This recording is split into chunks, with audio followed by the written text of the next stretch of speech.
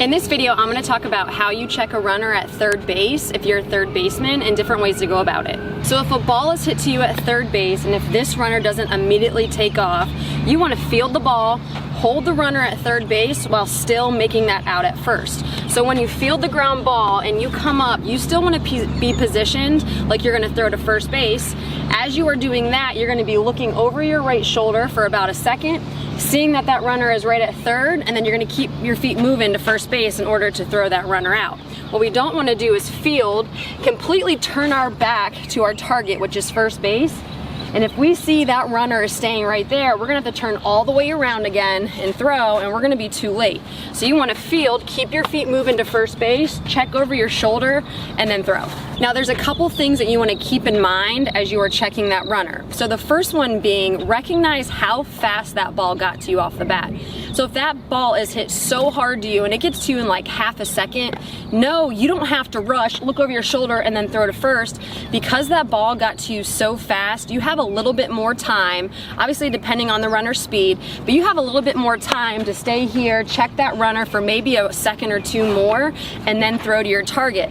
That's gonna keep that runner back at third base. And then the other thing too, if that ball gets to you so fast, they probably aren't taking a huge lead off because the ball got to you so fast. So recognize how fast that ball comes to you off the bat. The second thing you want to keep in mind is where you're fielding the ball. So if a ball is hit to your right, more towards that line, that runner probably is not taking off because you're going over there. You can either tag her, she's gonna be out, or you're gonna see her go right past you and all you have to do is pick it up and throw. Now, if the ball is hit to your left, so your glove side, you're gonna be going towards that 5-6 hole. So if you are a runner on third base, and depending on how hard it is hit, but if you're a runner on third base, you also need to recognize that if you have average speed or if you're fast, you should be taking off because that third baseman is gonna be going to that 5-6 hole. They're gonna be fielding it, completely having to turn their body and make that throw, and that's a really hard play to make.